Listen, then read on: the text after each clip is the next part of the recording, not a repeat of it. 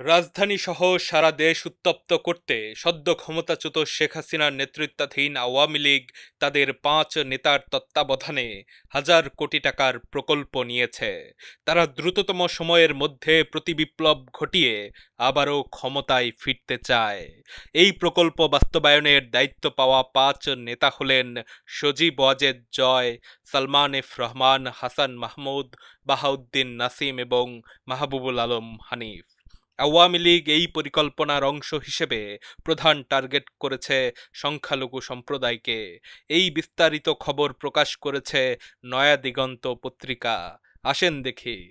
পত্রিকাটির এক সাংবাদিক ছদ্ম পরিচয়ে কেন্দ্রীয় ছাত্রলীগের উপধর্ম বিষয়ক সম্পাদক আমির হামজার সঙ্গে কথা বলে জানতে পারেন, সারা দেশে সংখ্যালঘুদের বাড়িঘরে গোপনীয়তা রক্ষা করে হামলার নির্দেশ রয়েছে বিদেশে পলাতক নেতাদের কাছ থেকে। আশ্বাসও আসছে বড় পুরস্কারের।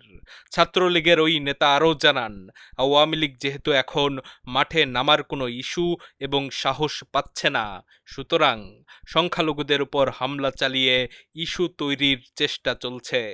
এজন্য ব্যবহার করা হচ্ছে পদ পদবিবিহীন ছাত্রলীগ ও যুবলীগের তরুণ কর্মীদের।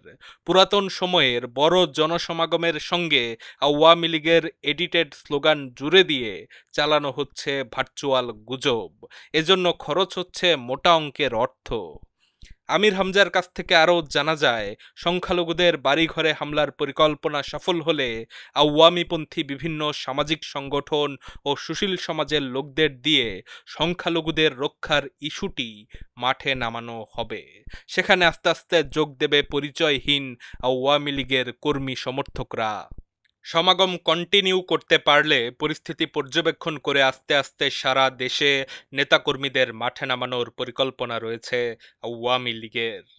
রাজধানীর কাঁটাবন এলাকায় ভিন্ন পরিচয়ে স্বেচ্ছাসেবক লীগের আরেক নেতার কাছ থেকে জানা যায়, সংখ্যালঘুদের বৈষম্য বিরোধী ছাত্র সমাজ ও বিএনপি জামাতের বিরুদ্ধে দাঁড় করাতে কাজ করছেন ছাত্রলীগের সাবেক ভারপ্রাপ্ত সভাপতি ও যুবলীগের প্রচার সম্পাদক জয়দেব নন্দী।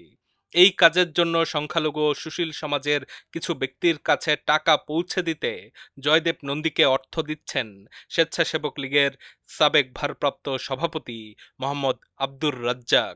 আব্দুর রাজ্জাক ২০১২ সালে চট্টগ্রামে ফ্লাইওভারের গার্ডার ধসে ১৩ নিহতের ঘটনায় প্রধান অভিযুক্ত। তথ্যদাতা ওই নেতা আব্দুর রাজ্জাকের অনুসারী। আওয়ামী লীগের এই পরিকল্পনার অংশ হিসেবে গত শুক্রবার ও শনিবার রাজধানীর শাহবাগে সংখ্যালঘুদের নিরাপত্তার দাবিতে বাংলাদেশ পরিবেশ আন্দোলনের সহসভাপতি স্থপতি ইকবাল হাবিবের নেতৃত্বে একটা গ্রুপ শাহবাগে জড়ো হয়।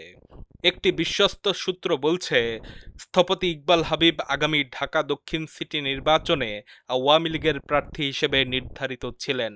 এমনকি সারা দেশে সহিংসতা করতে যে হাজার কোটি টাকার পরিকল্পনা করা হয়েছে তার অর্ধেকটাই বরাদ্দ পেয়েছে বাপা।